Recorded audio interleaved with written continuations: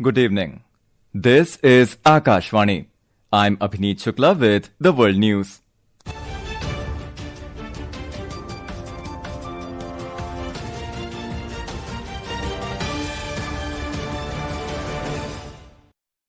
The headlines.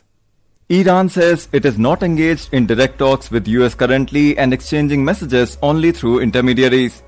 Russia and Ukraine trade overnight strikes resulting in death of several civilians and injuries on both sides. Israel rejects United States 15-point peace plan for Gaza. Typhoon Dolphin hits China's eastern coast, red alert issued, over 1,300 flights cancelled, 3 lakh people relocated. And at World Athletics Under-20 Championships, Basant Kumar Meghwal wins silver in high jump while Shahnawaz Khan bags bronze in long jump.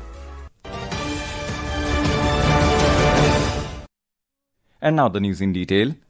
Iranian Foreign Minister Sayyid Abbas Araghchi today said his country is not currently engaged in direct negotiations with the United States, while messages between the two sides are being exchanged through intermediaries. According to his statement carried by Iranian state media, Mr. Araghchi said several countries were continuing efforts to create conditions for the resumption of negotiations between Tehran and Washington. He said Tehran would not return to direct talks with the US until Washington ends its violations of the 14-point Memorandum of Understanding signed between the two sides in June.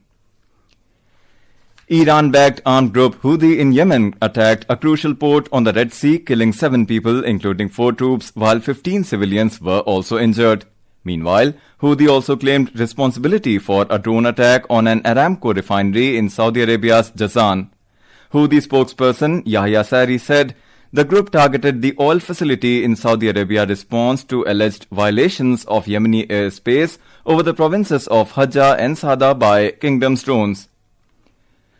Russia and Ukraine have exchanged overnight strikes resulting in death of several civilians and injuries on both the sides. In Russia's Belgorod region, Ukrainian drone strikes killed 5 people and injured around 24 others. The regional authority said the strikes damaged 29 apartment buildings and 5 private houses. In Ukraine, Russian missile strikes hit a high-rise residential building in Kharkiv's Southvisky district. Regional Governor Ole Sinihubov said 2 people were killed and 13 others injured. On the other hand, Ukraine has reached an agreement with the United States on the monthly delivery of interceptor missiles for its Patriot air defense systems. Speaking to reporters in Belgrade during his first visit to Serbia, Ukrainian President Volodymyr Zelensky confirmed that Washington would supply interceptor missiles to Ukraine on a monthly basis. Syria's foreign ministry today said Syria and Russia have reached an agreement to end Moscow's military use of 2 strategic sites on Syria's Mediterranean coast. Russia was a key ally of ousted Syrian President Bashar al-Assad during the country's civil war. Throughout the conflict, the Hamamim and Tartus facilities served an important Russian military outpost in the eastern Mediterranean. The foreign ministry said, under the new agreement, Syria will take control of the Hamamim air base and the commercial berth at Tartus port under its civil administration. Russia has not yet commented on the agreement. Russia has proposed exploring a railway route to the Indian Ocean and India to reduce dependence on strategically important maritime routes. According to Russia's state news agency, Russian Deputy Prime Minister Marat Khusnulin said rail routes passing through Turkmenistan, Iran and Afghanistan could be explored to provide access to India. Mr. Khusnulin said alternative routes could help address risks associated with the 2 strategic waterways, including the Strait of Hormuz and the Bosphorus Strait. Israeli Prime Minister Benjamin Netanyahu has rejected US President Donald Trump's 15-point plan for Gaza. Speaking at a cabinet meeting today, Prime Minister Netanyahu insisted that Israel will not withdraw its forces until Palestinian armed group Hamas is genuinely disarmed, and it would continue to act against threats to Israeli forces and civilians. He said Israeli officials are now in discussion with US officials about how to move forward. President Trump's Board of Peace last month said that it had reached an agreement aimed at the complete disarmament of Hamas in Gaza. The Indian Navy-US Navy Explosive Ordnance Disposal, that is EOD, Exercise 2026 will be conducted at Southern Naval Command, Kochi, from tomorrow till the 14th of this month. The Defence Ministry said the bilateral exercise aims to enhance interoperability and strengthen professional cooperation between the specialist diving and EOD teams of the two navies. This is Akashvani. You are listening to World News. We bring you the top international news and updates from around the globe. Typhoon Dolphin has made landfall along China's eastern coast this afternoon, affecting Zhejiang and Fujian provinces. Following the typhoon's landfall, country's National Meteorological Center has issued a red alert for heavy rainfall in the country. A report. Shanghai's two airports have cancelled more than 1,300 flights, while authorities relocated around 3 lakh people in surrounding regions. Heavy rain is expected across Zhejiang, Fujian, Shanghai, Jiangsu, Anhui, Jiangxi, Hubei, Henan, and Shandong till Wednesday. The typhoon is expected to move northwestward and gradually weaken after landfall. Meanwhile, Typhoon Dolphin is also strengthening the southwest monsoon across Philippines. The enhanced southwest monsoon and tropical cyclones have affected more than 3,80,000 people across 8 regions of the country. 1,10,000 families have been affected due to the weather conditions, with 6 deaths and 7 injuries reported. Nishit Kumar for World News. In Japan, Nagasaki today marks the 81st anniversary of the US atomic bombing.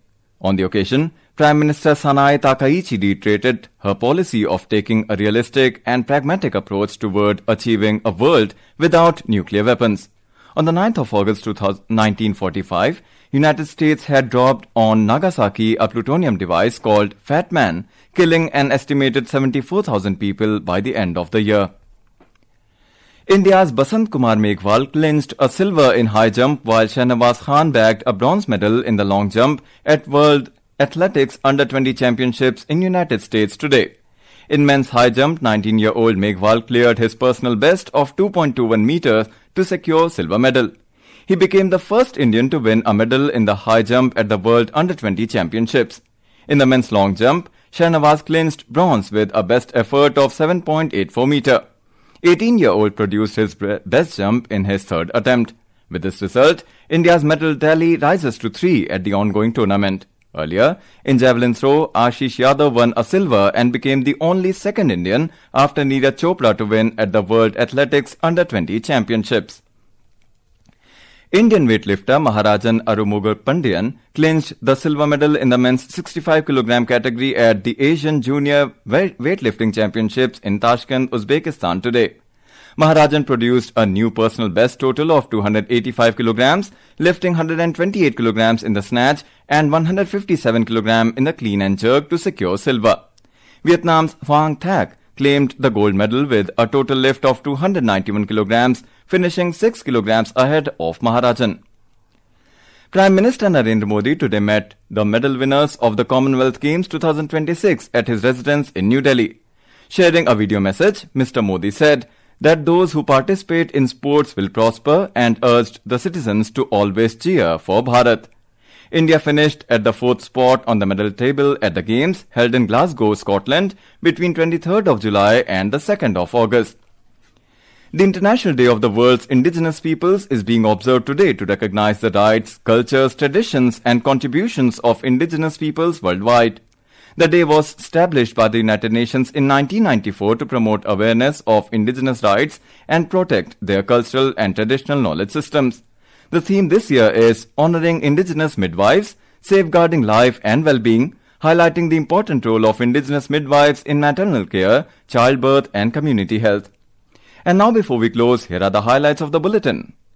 Iran says it is not engaged in direct talks with US currently and exchanging messages only through intermediaries.